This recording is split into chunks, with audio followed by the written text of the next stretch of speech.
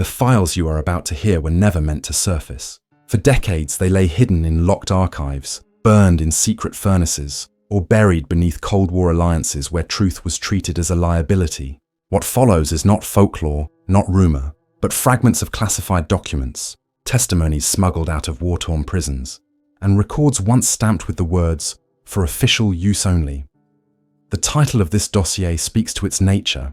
5 disturbed World War II records that were erased to hide unthinkable crimes. Each record is a scar deliberately concealed from the public eye, not because it lacked evidence, but because the evidence was too dangerous, too damning, or too politically inconvenient to expose. Governments made choices, intelligence agencies cut deals, and justice was compromised in the name of survival and power.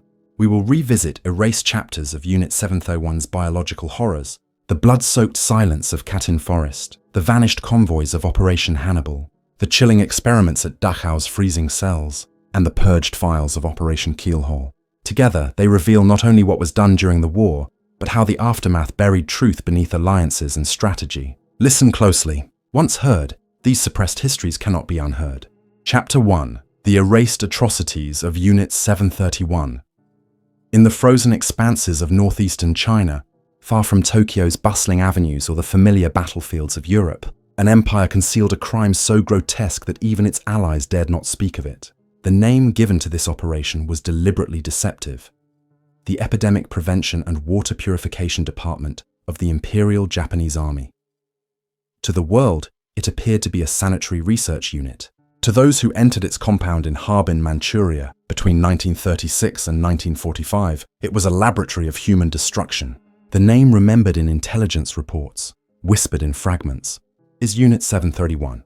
Its commander was Lieutenant General Shiro Ishii, a man of medical training, educated in Tokyo, but whose loyalty to empire and ambition led him down corridors of calculated horror. Ishii believed biological weapons could change the future of warfare.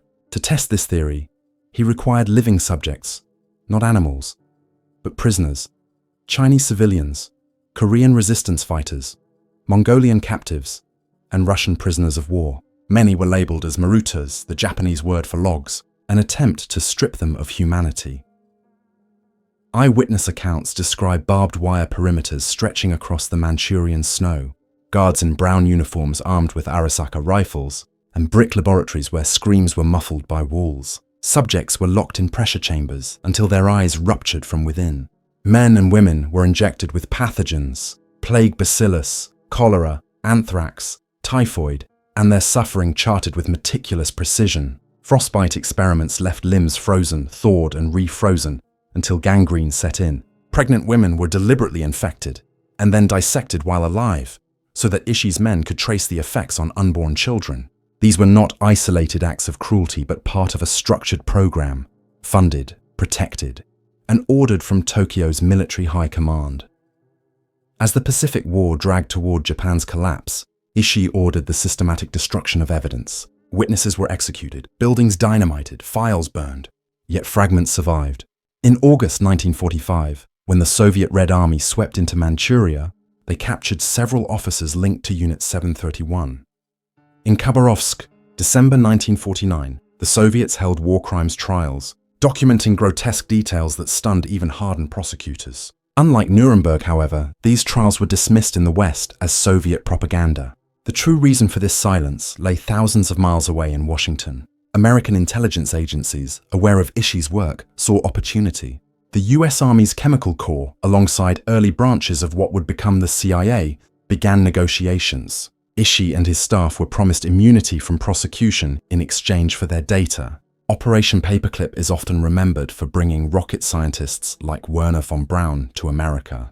Less known is how another deal, never formally named, allowed war criminals to walk free, their findings smuggled into American laboratories at Fort Detrick. Maryland. Declassified memoranda from the late 1940s reveal chilling language. Data deemed unobtainable by any other means. Potential value for biological warfare research incalculable. These were not the words of politicians, but of scientists and generals who saw the suffering of thousands as scientific currency. Ishii lived until 1959, free, working quietly as a physician in Japan. None of his victims were honored in court. None of his subordinates faced justice on the scale demanded by their crimes. In Japan, knowledge of Unit 731 was scrubbed from schoolbooks. Survivors who tried to testify in later decades were met with silence or denial. It was only in the 1980s and 1990s, as former guards broke ranks and Soviet records emerged, that the scale of the atrocity was forced back into the open.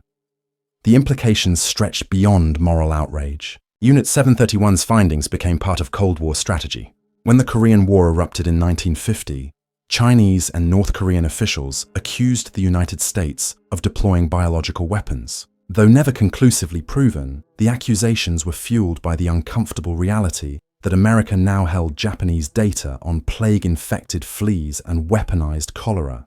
The shadow of Harbin hung over every claim, every denial, every whispered rumor. For decades, families of the victims in China and Korea waited for recognition that never came. Their suffering had been bartered away, traded like a secret currency in the halls of power. The archives of Unit 731 remained sealed in Tokyo, Washington, and Moscow, while those responsible faded into quiet retirement.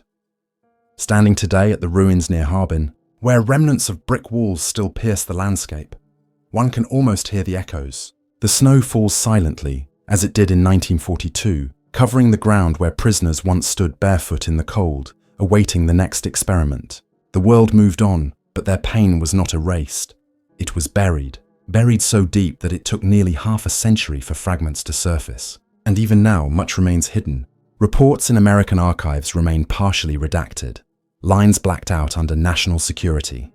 Soviet trial records, though more complete, were long dismissed as propaganda. Japanese officialdom still hesitates to name the crimes openly. Silence, denial, and partial truths form the legacy of Unit 731 as much as the experiments themselves.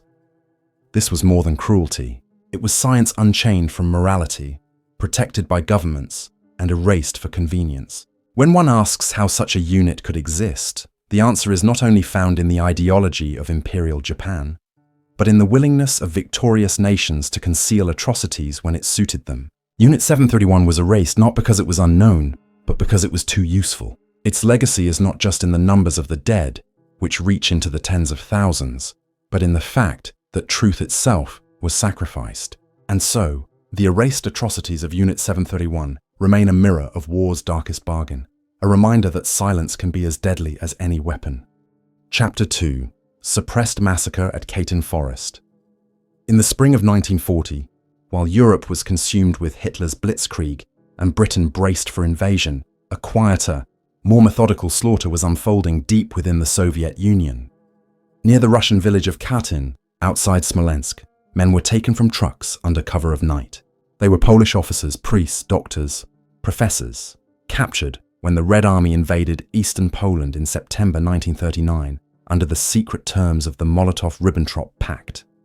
Instead of being treated as prisoners of war, they were singled out as threats to Stalin's control over Poland. One by one, they were marched into the woods, hands bound and executed with a single shot to the back of the head by the Soviet NKVD. By May 1940, more than 22,000 Poles lay buried in shallow graves across sites such as Katyn, Kalinin, and Kharkiv. Their absence would be felt for generations, a decapitation of Poland's intellectual and military elite, carried out with ruthless precision. The massacre might have remained hidden forever, had it not been for the war's shifting fronts. In 1943, after the German army captured Smolensk, they stumbled upon mass graves at Katyn. German propagandists invited international observers, including the International Red Cross, to inspect the site. Doctors confirmed the killings occurred in 1940, long before German occupation of the region. To Berlin, this was a propaganda weapon against Stalin, meant to fracture the Allied alliance. Yet for the Polish government in exile in London, the discovery was confirmation of their worst fears. They pressed Britain and the United States to confront Moscow. The response was silence. Declassified British Foreign Office files revealed that Winston Churchill privately acknowledged Soviet guilt, but instructed his staff to bury the matter for the sake of maintaining the alliance with Stalin. Franklin D. Roosevelt received similar intelligence from American diplomats in Switzerland, who relayed eyewitness reports from Polish railway workers. Yet Washington chose denial. The truth was politically impossible to confront in 1943, when the survival of the Allied war effort depended on Soviet manpower. behind closed doors, classified reports circulated. In London, the British ambassador to Poland, Sir Owen O'Malley, submitted a memorandum in 1943, concluding unequivocally that the Soviets were guilty. The document was stamped most secret and locked away. In Washington, US Army intelligence noted inconsistencies in Soviet claims, pointing out that the NKVD had means, motive, and opportunity. Still, both governments maintained a public line of ambiguity. Official Allied statements blamed Germany, despite overwhelming evidence to the contrary. For decades, this narrative would remain intact, reinforced by Soviet propaganda that painted Katyn as a Nazi crime. Meanwhile, Polish families waited for answers, forbidden to speak their grief openly. In Soviet-controlled Poland, mentioning Katyn was dangerous. Teachers were ordered never to discuss it. Books omitted the massacre entirely. To raise the subject risked imprisonment. The Soviet Union pursued an aggressive campaign to erase responsibility. At the Nuremberg trials in 1946, Soviet prosecutors attempted to charge Nazi leaders with the Katyn killings. Yet American and British prosecutors, aware of classified intelligence pointing to Soviet guilt, quietly maneuvered to drop the charges, fearing the exposure of Allied complicity. Instead, Katyn was left out of the tribunal's final record, a silence that shielded Stalin from accountability. The dead remained voiceless, their graves marked only by numbers, their identities unspoken. For Western leaders, the calculus was brutal. Justice for Poland's murdered elite was sacrificed to keep the Soviet alliance intact and hasten Germany's defeat. Through the Cold War, Katyn became a forbidden word in Eastern Europe. Soviet archives tightly controlled access, and official histories insisted the Nazis committed the massacre. Yet evidence continued to leak. Polish émigrés in London and Paris smuggled documents, testimonies, and photographs, publishing accounts that contradicted Soviet claims. In 1951, the US House of Representatives opened hearings into Katyn, collecting witness testimony from former German officers, Polish escapees, and American officials. The final report concluded that the Soviets were responsible, but with the Cold War escalating, the findings were filed and forgotten. The political cost of pushing the issue with Moscow was deemed too high. It was not until 1990, with the Soviet Union unraveling, that Moscow officially admitted NKVD responsibility for the Katyn massacre. President Mikhail Gorbachev released documents signed by Lavrenti Beria, Stalin's security chief, ordering the executions. The files included NKVD memoranda, transport orders, and detailed rosters of prisoners. These papers confirmed what Polish families had always known. Yet even then, the admission was partial. Russian officials framed Katyn as an isolated crime, not part of a broader policy of terror. Many archives remained sealed. Some historians believe that additional files, possibly including Stalin's signed directives, were deliberately destroyed in the late 1980s to prevent deeper accountability. The human cost cannot be measured only in numbers. Among the dead were professors from Krakow's universities, writers who shaped Polish culture, doctors who tended the sick, and priests who guided communities through war. Their deaths left Poland intellectually impoverished, stripped of leadership during the years of occupation and communist rule. Survivors, their wives, children, and siblings, were forced to live in silence, unable to mourn publicly. In villages across Poland, empty chairs at dinner tables became permanent symbols of absence. Entire generations grew up without fathers, without mentors, without the cultural backbone that those men represented. Katyn was not just an act of killing, it was an attempt to erase Poland's future. Visiting the Katyn Memorial today, one sees rows of crosses and plaques bearing names once erased. Yet beneath the carved granite lies a darker story of governments that knew the truth but chose to suppress it. Britain, America, and the Soviet Union, each for their own reasons, buried the evidence. Some out of fear of losing the war, others out of fear of losing power. The massacre became not only a Soviet crime, but a shared act of silence. The Katyn forest stands as a testament to what happens when truth is traded for strategy, when alliances demand silence over justice. The graves remain, their victims finally named, but the decades of denial ensured that for half a century, Katyn lived only in whispers. This is why the suppressed massacre of Katyn is remembered not just as an atrocity, but as an erasure. It is the story of lives stolen twice, once by bullets in the dark, and again by the silence that followed. Only by unsealing archives, confronting documents once marked most secret, and acknowledging the betrayal of truth, can the voices of Katyn's dead begin to echo again. Chapter 3: The Vanished Convoys of Operation Hannibal. In the last bitter months of the Second World War, when the Reich was collapsing and the Red Army advanced inexorably westward, one of the greatest tragedies of maritime history unfolded. Few outside of survivor circles know its name, for it was shrouded in silence and later erased by both victors and the defeated. It was called Operation Hannibal, a mass evacuation orchestrated by the Kriegsmarine to ferry civilians, soldiers, and wounded away from East Prussia and the Baltic coast to what remained of Germany's shrinking heartland. Between January and May 1945, more than 2 million souls boarded ships under desperate conditions, seeking escape from the vengeance of the advancing Soviet army. The operation was larger in scale than the Allied evacuation of Dunkirk, yet it left behind a darker legacy, marked by vanished convoys, unrecorded deaths, and ships swallowed by the freezing Baltic Sea. Its tragedy, like so many others, was buried by politics, propaganda, and a deliberate erasure of records.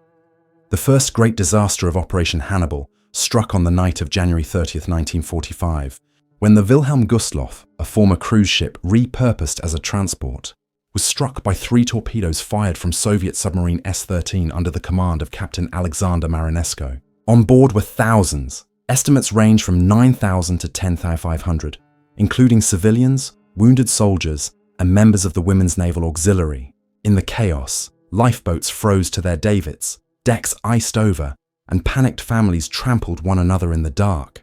Within 45 minutes, the ships slipped beneath the icy Baltic, taking more lives than the Titanic and Lusitania combined. Official German reports minimized the death toll, reducing the scale to protect morale, while Soviet communiques celebrated the sinking as a triumph. The full truth was obscured, leaving survivors to carry memories of that night in silence for decades. Yet the Gustloff was only one chapter in a long procession of maritime catastrophes. Days later, on February 9th, the General von Steuben was torpedoed, also by Marinesko's S-13. Carrying wounded soldiers and medical staff, she sank in less than 20 minutes. Thousands drowned in darkness, many trapped below decks. In April, the Goya, another evacuation ship, met a similar fate when struck by torpedoes from Soviet submarine L-3, commanded by Captain Vladimir Konovalov. With more than 6,000 on board, only a few hundred survived. These losses were staggering, yet they were folded into obscurity, overshadowed by the broader collapse of the Reich and the post-war narrative that cast Germans exclusively as perpetrators, not victims. Declassified documents from the Bundesarchiv in Koblenz reveal that post-war West German officials deliberately downplayed Hannibal's casualties. In confidential minutes dated 1956, Interior Ministry officials argued that publicizing the figures would blur the lines between aggressors and victims, undermining Germany's process of reckoning with its crimes. The human suffering of Operation Hannibal was therefore relegated to family memories, whispered accounts in displaced persons camps, and a handful of survivor testimonies. The Soviet Union, for its part, ensured that naval logs from S-13 and L-3 were filed under classified categories, accessible only to party historians. When portions were released in the 1970s, they omitted details of passenger numbers and the presence of civilians, framing the sinkings purely as military actions. For the people who boarded those ships, however, the distinction between civilian and soldier was meaningless. Mothers clutched infants in overcrowded cabins, old men staggered across frozen decks, and wounded Wehrmacht veterans begged for warmth. Survivors recall the smell of oil fires on the water, the sound of children crying in the darkness, and the dreadful silence as screams were muffled by the sea. One survivor of the Wilhelm Gustloff later testified that the water was so cold it felt like knives piercing the skin, and those who managed to cling to wreckage quickly succumbed to hypothermia. Another survivor from the Goya recalled being pulled from the sea only to find that most of those rescued alongside him were already dead, frozen stiff within minutes. Operation Hannibal's erasure was not accidental. During the Cold War, both East and West Germany avoided the subject for different reasons.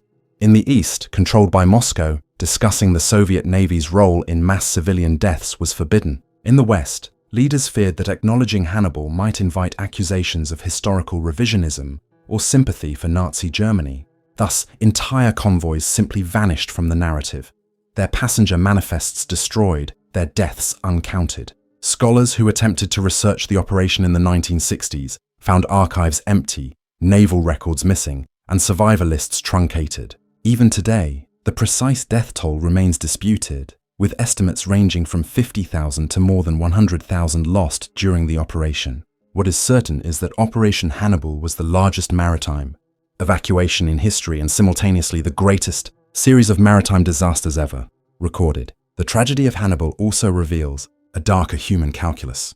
Many of those aboard were ethnic Germans from East Prussia, Pomerania, and the Baltic states. Communities who had lived in the region for centuries but were now fleeing Soviet retribution. Others were Nazi officials and their families, shielded in reserved cabins, while civilians crowded the lower decks. Testimonies confirm that wounded soldiers were often prioritized over women and children, reflecting the brutal utilitarianism of a collapsing regime. When the ships went down, social distinctions dissolved in the freezing waves. Death made no distinction between party officials, refugees, or peasant families clutching bundles of clothes. The sea consumed them all. Walking along the Baltic coast today, memorials to these lost convoys stand in quiet fishing towns, often erected decades after the fact by local communities rather than governments. At Gotenhafen, now Gdynia in Poland, the harbour where many of the ships departed, only fragments of plaques commemorate the thousands who never returned. Survivors' associations have struggled for recognition, their testimonies often dismissed as inconvenient to the broader narrative of German responsibility in the war. Yet their voices remain vital. They tell of ships that vanished without trace, of mothers who disappeared into the waves clutching their infants, of entire families erased in a single night. Operation Hannibal is remembered today, if at all, as a logistical achievement, the largest evacuation ever undertaken by sea. But beneath that label lies the truth. It was also a graveyard, one deliberately concealed. The vanished convoys of Operation Hannibal represent not just a maritime tragedy, but a deliberate act of forgetting. By burying the scale of loss, governments ensured that the suffering of civilians fleeing war would remain invisible, their deaths recorded only in the memories of survivors and the cold silence of the Baltic Sea. In that silence, history itself was drowned, leaving behind only fragments, whispers, and unanswered questions about what else was erased. Chapter 4: Hidden Experiments of Dachau's Freezing Cells. When American troops entered Dachau concentration camp in April 1945, they expected to find horrors, but not the kind documented in the barracks reserved for medical research. Hidden in plain sight were chambers, tanks, and files belonging to Luftwaffe doctors and SS physicians who had used prisoners as subjects in lethal experiments. Among the most infamous were the freezing experiments, ordered directly by Luftwaffe Surgeon General Erich Hipke and overseen by SS physician Sigmund Rascher, a man whose cruelty was matched only by his scientific ambition. In these cells, the human body became a specimen to be pushed to the point of death and often beyond to extract data the Reich believed would save its airmen. Dachau's freezing experiments remain among the most disturbing examples of how medical science was corrupted in the service of ideology and war. The stated purpose of these trials was to study hypothermia and survival in freezing conditions. German pilots were frequently shot down over the North Sea, where frigid waters killed within minutes. To combat this, Rascher and his team used prisoners as substitutes for airmen. They submerged men in tanks filled with ice water, sometimes for hours, while doctors observed vital signs. Victims shook violently, screamed, then fell into silence as body temperatures plummeted. Many died during the process. Others were revived only to be subjected to the ordeal again. Prisoners were stripped naked and exposed to sub-zero air, while water was poured over their bodies to simulate freezing rain. They were forced to endure hypothermia until their hearts stopped, and resuscitation methods, ranging from hot baths to forced intercourse with camp women, were tested with clinical detachment. The experiments, meticulously logged, turned suffering into statistics. Survivor testimony collected in 1945 describes the chilling efficiency of these experiments. One prisoner recalled being forced to watch as fellow inmates were placed in tanks, their screams muffled by the closing lid. Another reported that SS guards laughed as men collapsed from cold shock, dragging bodies aside as though they were refuse. Rascher himself wrote to Heinrich Himmler, boasting of his valuable results, attaching graphs and photographs of prisoners during freezing stages. In one letter dated February 1942, Rascher casually noted that a subject had been revived after 53 minutes in ice water, only to die later of heart failure. Each death was catalogued, each failure rationalized as necessary sacrifice for the Reich. To Russia, these were not people but data points. When Dachau was liberated, American investigators were horrified to uncover the files. Yet, instead of immediately condemning them to destruction, US military intelligence seized the documents. Declassified reports show that in June 1945, US Army Air Force's medical officers debated the scientific value of the Dachau data. At Wright Field in Ohio, the Air Force Medical Corps analyzed these findings alongside their own hypothermia research. Some argued the data was unreliable due to the brutality of the methods. Others insisted it provided unique insights that could not be replicated ethically. This debate mirrored a broader pattern seen with Unit 731. Instead of discarding data obtained through atrocity, victorious nations quietly absorbed it into their own research archives. The freezing cells of Dachau thus became a hidden link between Nazi war crimes and Cold War military medicine. The Nuremberg doctors' trial, convened in 1946, did reveal aspects of the Dachau experiments. Rasche himself did not face trial. He was executed by the SS in 1945 after falling out of favor. But his colleagues were placed on the stand. Victims testified about freezing tanks, hypothermia, and brutal methods. The tribunal condemned the experiments as crimes against humanity, yet not all documents were submitted into evidence. American prosecutors selectively presented files, while others were removed to secure their use in classified military projects. Declassified correspondence between prosecutors and military officials shows tension. On one side, the demand for justice. On the other, the desire to preserve useful findings. The result was partial exposure, partial concealment. Many of the most detailed experimental logs never entered the public record. For decades after the war, the subject remained buried. Officially, the US Air Force denied using Nazi data. Yet in 1988, bioethics scholars uncovered references to Dachau experiments in Air Force survival training manuals. Citations to German data from World War II appeared in technical appendices, stripped of their origin to obscure their provenance. It was a revelation that forced medical institutions to confront uncomfortable truths. That the suffering of Dachau's prisoners had been preserved not to honor them, but to exploit their agony for military advantage. In some cases, the data was later deemed scientifically flawed, but by then, it had already influenced decades of survival research.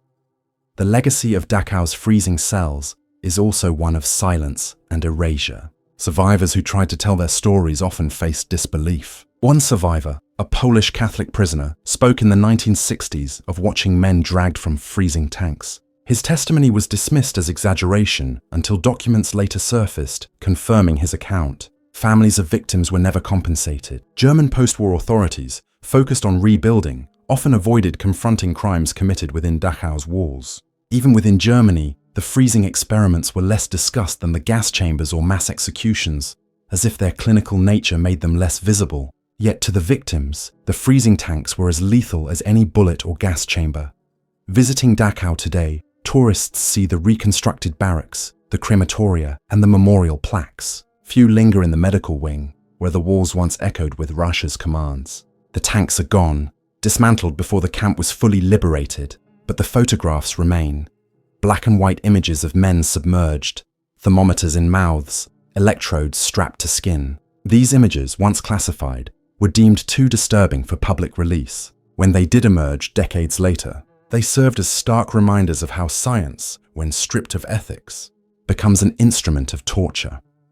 The Dachau freezing experiments force us to confront not only the brutality of the perpetrators, but the complicity of those who later hid or used their findings. They show how the line between victor and vanquished blurs when governments decide that knowledge outweighs justice. The silence that followed was not accidental. It was chosen. By classifying the files, by removing evidence from Nuremberg, by citing data without acknowledging its origins, nations ensured that the victims of Dachau were forgotten. Their suffering became an invisible foundation for Cold War survival science, erased from memory but inscribed in research. In this way, the freezing cells of Dachau remain hidden still, not because we lack evidence, but because remembering demands acknowledging the uncomfortable truth that even liberation did not bring full justice. Chapter 5. The Purged Files of Operation Keelhaul. As Europe burned in 1945 and the Third Reich collapsed, millions of displaced persons, soldiers, civilians, prisoners of war, wandered the continent in chaos. Camps filled with refugees, many of whom had fled Soviet rule, stood at crossroads of history. For them, the end of Nazi tyranny did not mean freedom. Instead, another betrayal awaited, one sealed in secret agreements between Allied leaders at conferences in Yalta and Tehran. This betrayal came to be known as Operation Keelhaul, though the term itself would not surface until years later. Behind this operation was a grim bargain: the forced repatriation of Soviet citizens, prisoners of war, and even those who had never been Soviet subjects but fell under Moscow's claim. Delivered into the hands of Stalin's NKVD, they faced exile, imprisonment, and execution. It was one of the most disturbing, yet least discussed, chapters of the war's aftermath, a crime erased through deliberate destruction of records and silence maintained at the highest levels. The origins of Keelhaul lie in Allied diplomacy. In February 1945, during the Yalta Conference, Roosevelt, Churchill, and Stalin agreed on terms for the repatriation of citizens. Stalin demanded the return of all Soviet nationals, insisting that many had been coerced into serving Germany.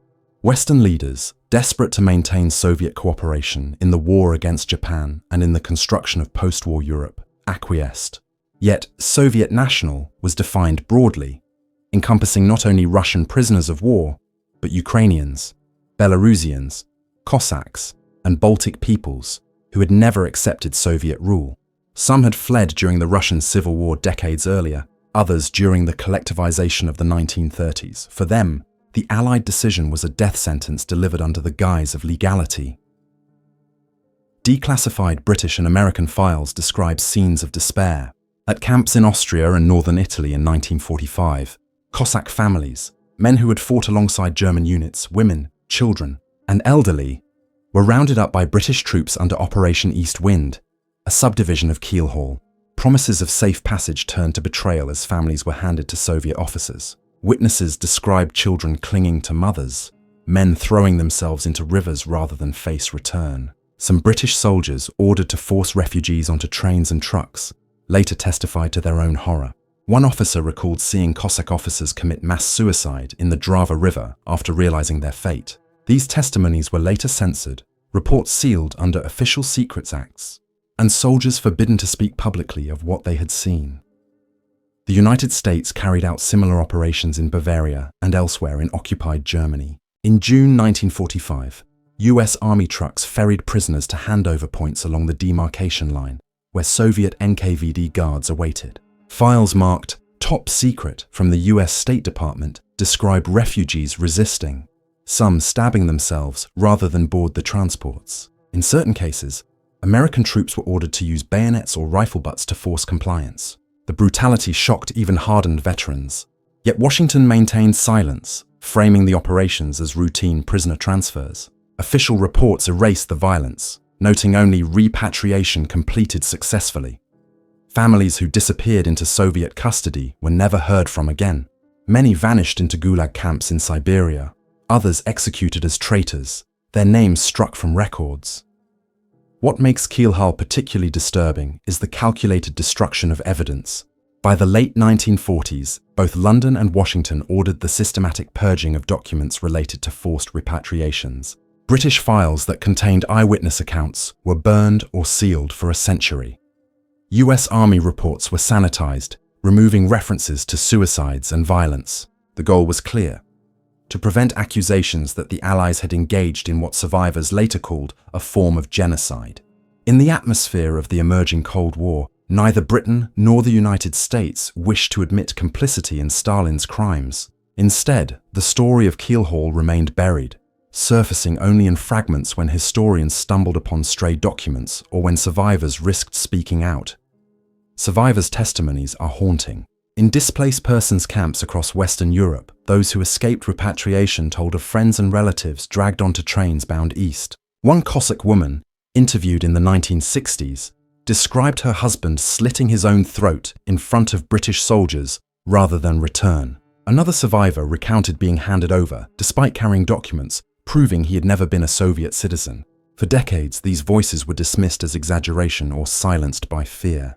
Only in the 1970s, When historian Nicholas Bethel gained access to partial archives, did the scale of Keelhaul begin to surface. His work revealed that hundreds of thousands, possibly over 1 million, were affected. Yet even then, governments denied full accountability, claiming the records had been lost or destroyed. Operation Keelhaul was not simply an act of wartime necessity, it was a deliberate betrayal of human beings who had sought sanctuary in the West. The Allies justified their actions by invoking agreements with Moscow, but these agreements masked a deeper truth. The individuals forced back were political liabilities. By eliminating them from Europe, Western leaders avoided confrontation with Stalin and prevented the rise of anti-Soviet émigré movements that might destabilize fragile post-war settlements. Human lives were treated as pawns in the balance of power. Justice, compassion, and even basic humanity were sacrificed at the altar of geopolitics. Today, memorials to Keelhaul are sparse. In Slovenia and Austria, plaques mark sites where Cossacks were handed to Soviet officers. In Britain and the United States, silence remains the dominant legacy. Many families never learned what became of their relatives. Official acknowledgement has been limited, often couched in vague language that avoids admitting culpability. The purged files of Operation Keelhaul symbolize not just the crime itself, but the erasure of memory. They remind us how governments can obliterate evidence when truth threatens to stain victory. The war may have ended in 1945, but for those betrayed by Keelhaul, the conflict never ended. Their story was sealed away, hidden behind classifications and destroyed reports, leaving only whispers to testify to what was lost. This chapter of suppressed history forces us to confront uncomfortable questions. Can victory absolve complicity? Can alliances justify betrayal? Operation Keelhaul shows that even the victors of World War II, in their desperation to consolidate peace, committed acts that echo with the cruelty they claim to oppose. The purge files may never be fully restored, but the fragments that survive demand remembrance. They compel us to look beyond triumph and recognize that beneath the banners of liberation lay shadows where unthinkable crimes were hidden, erased, and denied. The records we have traced across these hidden files expose not only atrocities, but the deliberate act of erasure. Each chapter has shown how crimes were not only committed in the chaos of war, but concealed in the silence of peace. Unit 731's horrors were bargained away for Cold War advantage. Katyn's graves were buried beneath diplomatic necessity. Operation Hannibal's convoys vanished into the Baltic without recognition. Dachau's freezing experiments were classified and quietly reused. And Operation Keelhaul betrayed entire families to Stalin's prisons. These are not isolated stories, but interconnected demonstrations of how power chooses what history may be remembered and what must be forgotten. When governments lock archives, burn reports, or redact pages in black ink, they are not protecting national security. They are protecting themselves from accountability. The theme that binds these erased records is not simply cruelty, but complicity. Silence, as much as bullets, became a weapon. And so the question lingers. How many other files remain hidden, stamped top secret, waiting in locked vaults, their truths too dangerous still to confront? Until they surface, the ghosts of the erased will continue to speak only in fragments, reminding us that history is not only what is written, but also what is concealed.